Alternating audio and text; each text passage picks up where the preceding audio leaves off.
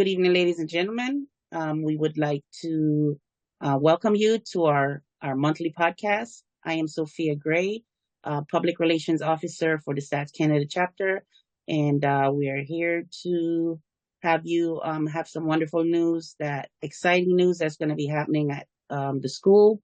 And I am going to ask our guest if he would introduce himself at this moment. Hi, good greetings to everyone. My name is Claude Bryan, and I'm from the class of 1978. Welcome, Claude. Can you Thank you. tell us what brought you to STATS and what time frame did you attend? I was successful at my technical entrance in 1974, so I would have attended St. Ed's Technical 74 through 78 on the four-year scale.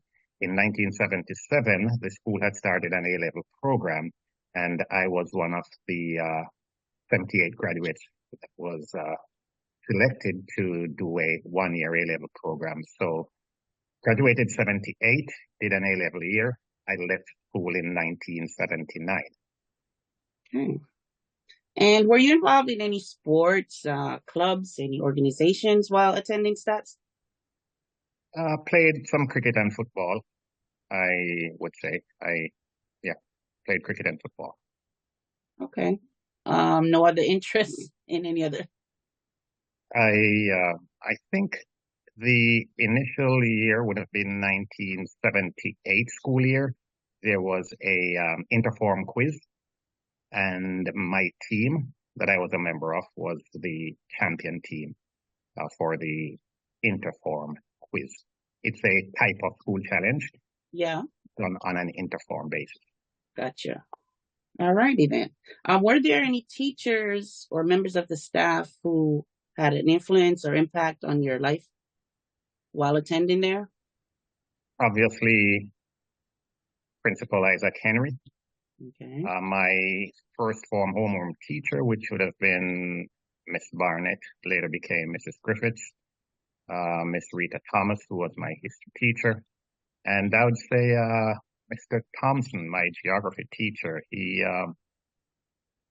Let's just say he was an interesting teacher, and he made things challenging for us. Yeah. Okay, so if you could divulge a little bit more, like what was the impact, or how exactly did they impact your life? Mr. Isaac Henry, I would rank him as one of the three most impactful men in my life. I always say that the three P's were responsible for the person that I am today. Those P's being my papa, my principal, and my pastor. So I put my principal on that same level as my pastor and my father. Miss Barnett was my first form teacher. Obviously, you walk into high school as a wide-eyed kid, at least I did. And she was basically the one who shepherded you through the formative years, and she did an outstanding job of that. Nice. Miss Thomas was just an outstanding, we had a great relationship.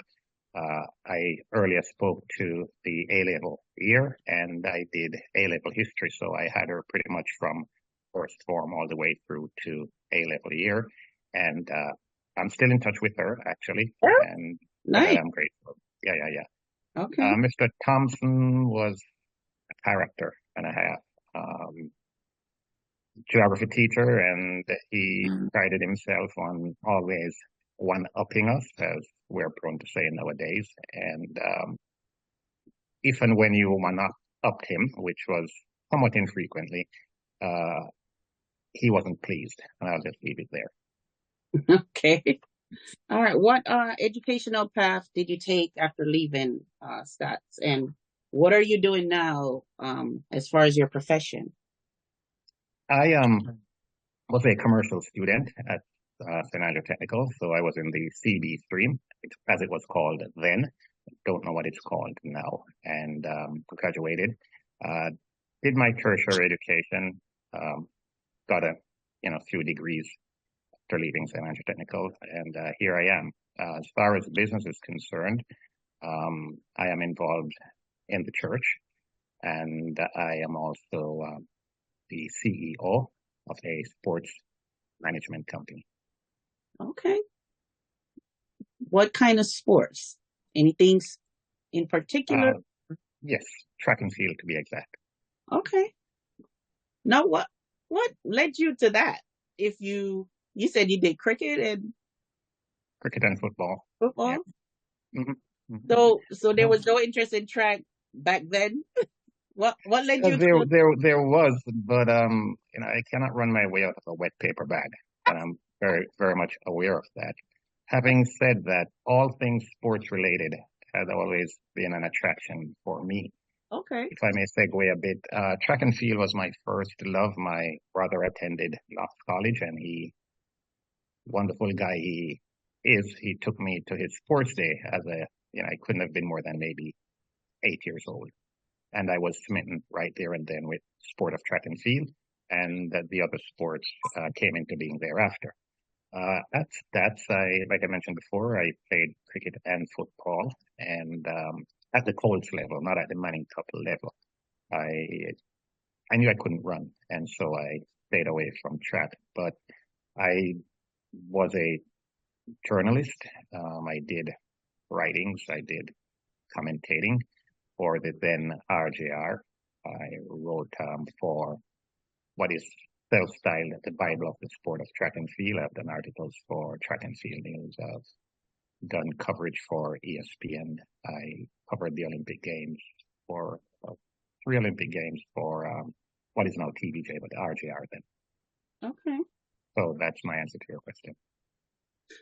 So as far as the management, what capacity does that look like as far as your company? Is it high school level, sports club, like No, it's actually the your thing? professional level. Okay. Professional level. All right. Do you have any hobbies? Are you a sports fan? I wouldn't say fan. I think you want to use the derogatory term to describe me. I'm a fanatic. Love Okay. sports, but more than sports, I love to read. I love to study. I enjoy music. I like to spend time in the kitchen. You can read into that what you wish. And I was gonna ask how I good. like I like to spend time with family, obviously traveling primarily for jobs. So that would be it in a nutshell. Okay. If there's one thing that you're most proud of, in your life to date, what would it be, or what is it? Children, Okay. No more. you said one. I know I didn't mention my math teacher when I spoke about San Andrew Technical, but I just thought one was a singular thing, so I gave you one. Okay. Uh, Fair enough. number two would be cultivating a relationship along the Christian pathway. Okay. I know you mentioned earlier in the church. Now, do you have a leadership role? Yes, I do. I am an assistant to the pastor, Oh, and I'm also a Sunday school, adult Sunday school okay. teacher. Nice. All right. So now let's get down to the meat in the gravy. Tell us about this new sick bay project. What would you like people to know about it? What we want to do is to transition the sick bay as we know it to a 21st century structure, which would be essentially the first of its kind in Jamaica. It is needed at St. Andrew Technical. We want to move from the 400 square feet structure, which now obtains, to a conceptualized 2,800 square footage building. It would be solid concrete and steel. Green space would be employed. The Medical Counseling and Intervention Center, which is what we're purposing to call it, not a sick bay, would cater not just to the sick bay, but it would also encompass the guidance counselors, the dean of discipline. There would be green spaces. So it would be aesthetically pleasing structure. The architectural rendering will be displayed at our November 2nd webathon that we're having. To give you, however, a visual now, if you can remember where the trade structure is, the trade building is, Yeah. and then you cast your memory to where the Earth's office was, then it's occupying that space between both, adjacent to the kiosk. I know some of you may have gone to STATHS and your attendance there predated the kiosk. So just imagine where the trade center is and where the Bursa building is. It's on that vacant plot of land. And we have gotten the approval of the school board, the principal, and so we are rearing to go. Okay. So, who are the individuals involved in putting this project together? It's the brainchild of the class of 78. However, I'd be remiss not to say that our steering board encompasses those who graduated in the 60s, 70s, obviously, and through the 80s. And we're all doing this on a volunteer basis. Okay.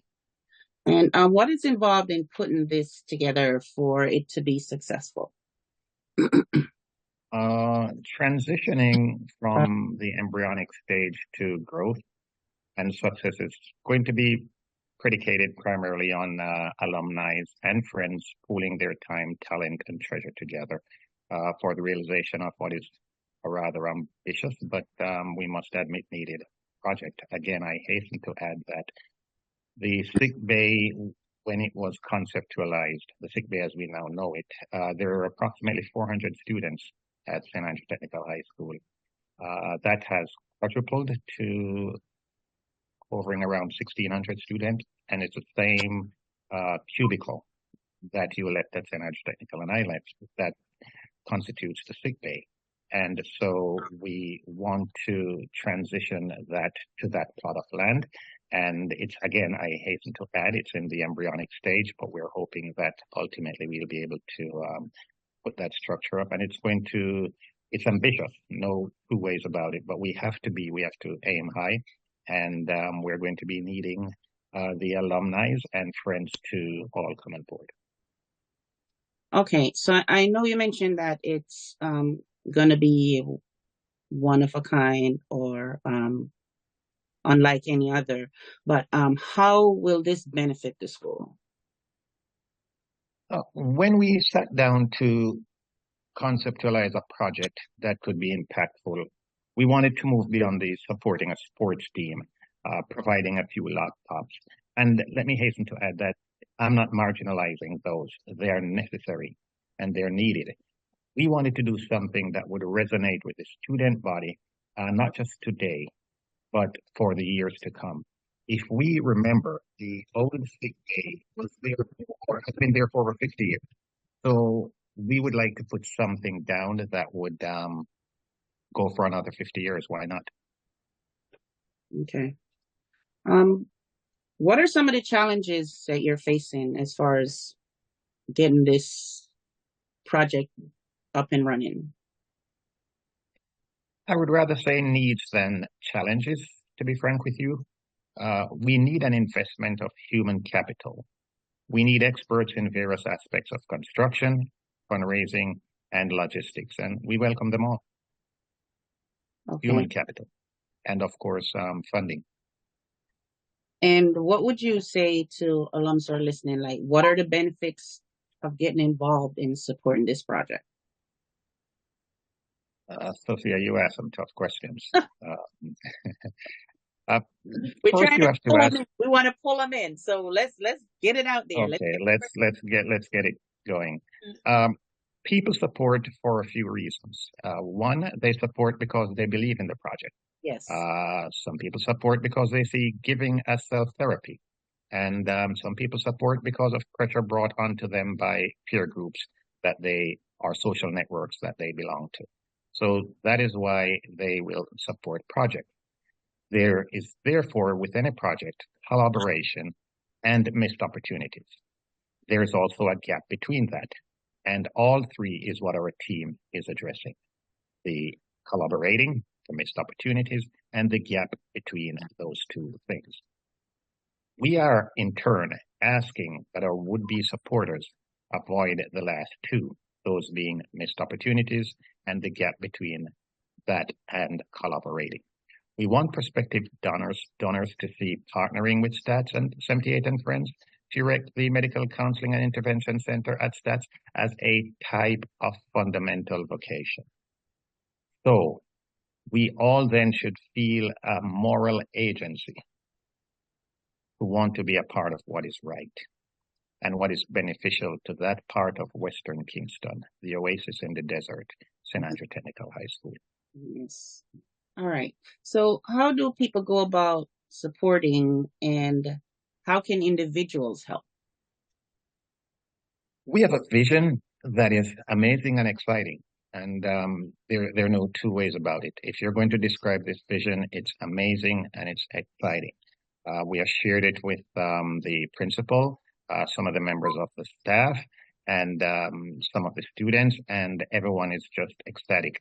And most importantly, their joy stems from the fact that it would be a pioneering move at St. Andrew Technical High School. No other high school this time in Jamaica has a medical counseling and intervention center or anything resembling such. And so for St. Andrew Technical to be a pioneer in this field, I think it is something that we should all embrace. And I wish to reiterate that we are open to receiving those with the organizational and technical news and the desire to help. We are open to businesses practicing corporate citizenship as well as to individuals with deep pockets. And I would like to I think it would be appropriate if I mentioned the website. Our website, which again is still in its embryonic stage. I'll have to read this off to you. It is STATS 78, the number 78, of course, Mm-hmm. dot wixsite.com/stats78. I'll repeat that. STATS, the number 78, period. W as in whiskey, I as in indigo, X as in X-ray, S as in Sam, I as in item, T as in Tommy, E as in egg, .com/stats78. That is the website that we will be operating from. Okay. Our email address also will be stats1978@gmail.com. Thank you. Okay. All right. So what are some of the different ways that you plan to execute fundraiser to support this project? Well, our appeal is going to be of the local and diasporic variety. First up, we have a webathon. I spoke to that earlier, and that's going to be on November 2nd. We are pushing to raise $100,000 to get the project on the road. So that's November 2nd, and it will be at 6 p.m. Eastern Standard Time. I can speak to that some more if you wish, but Sure. let me just get straight to answering your question. There'll be opportunities and appeals to conglomerates and to individuals to make significant contributions. And in return, we will have their names, especially those who make significant contribution, etched on the new structure in a prominent way. As it relates to the webathon, again, November 2nd, 6 p.m. through 9 p.m. Eastern Standard Time, we are going to be using the opportunity to celebrate our sporting heroes, that is St. Andrew Technical sporting heroes. And our sporting history is a rich one. For a school that is less than 65 years old, I think it's an envy. And so we will be bringing out or rolling out a lot of these stars. We'll be able to hear from them about their journey pre-stats, post-stats, and at stats. So we'll be talking to them. At that time, there'll be music. We'll also, as I mentioned earlier, reveal at that time for you an architectural rendering of the new facility that we're hoping to build. And I don't care who you are. I think even if Ray Charles looks at it or Stevie Wonder, they would be impressed with the drawing that we have, our architects have been able to come up with. Okay. Can you elaborate some more on the webathon? What is the concept behind that? Is it just calling in to make a pledge, or I should not calling in, but going online to make a pledge? Like, what is the setup on that as far as that is concerned? Thank you, Sophia, for the opportunity to expand. Again, the webathon, November 2nd. Um, we are advertising now. You can see on some of your Facebook pages, there'll be postings of that. We have been on the radio in Jamaica. We are hoping that we can get on the radio in tri-state, New York, New Jersey, Connecticut area. We should be in the Jamaican print media as early as this week. The event will be streamed. And this information will be forthcoming, and I'm sure all the alumni chapter Facebook pages will have that. The streaming link will also have a QR code, and so if you go to our website, you should be able to see it. Given that it's a fundraising event, there'll be an opportunity for you to donate. In fact, if you go to the website now, there should be a donate tab. So there'll be opportunities there for you to make your donation. And we know you're not selfish, so don't just donate. Tell your friends, and tell your friends to tell their friends, and their friends to tell their friends about the webathon on November 2nd, and more importantly, about the Medical Counseling and Intervention Center that we're purposing to build. Okay, so if someone wants to get involved or volunteer to help with this project fundraiser, how would they get in touch with you?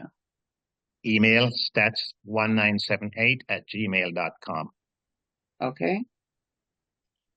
And final question. What is the estimated deadline for this project? What do you have in mind, or what would your wish be to have this completed by when?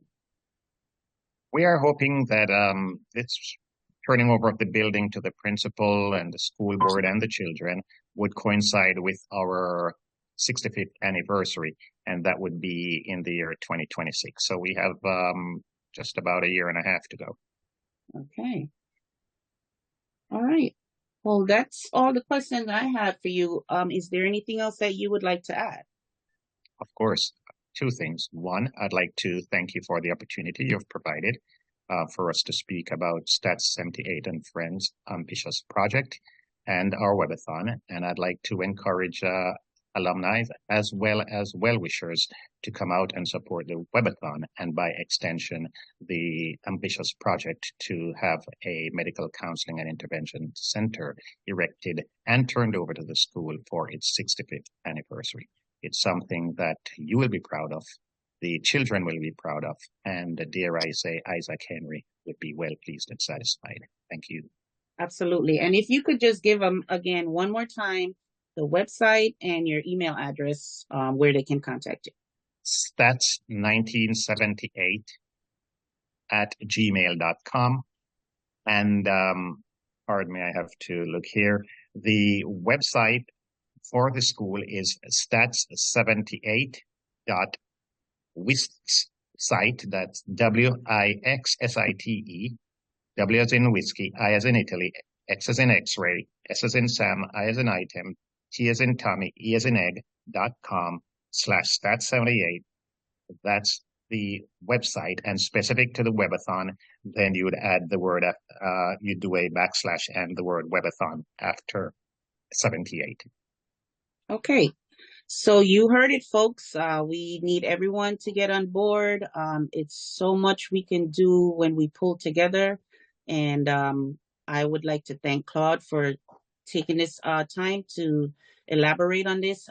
So many times there's things going on at the school that the wider audience might not be aware of. So we, on behalf of the Canada chapter, hopefully, we're getting the word out on important matters such as this, and would like to encourage everyone once again to get involved.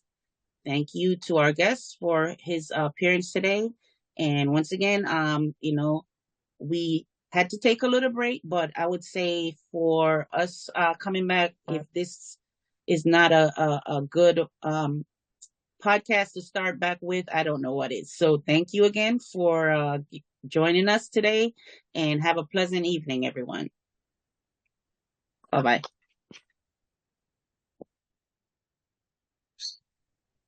Thank you so much. All right. Have a good evening, everyone. Bye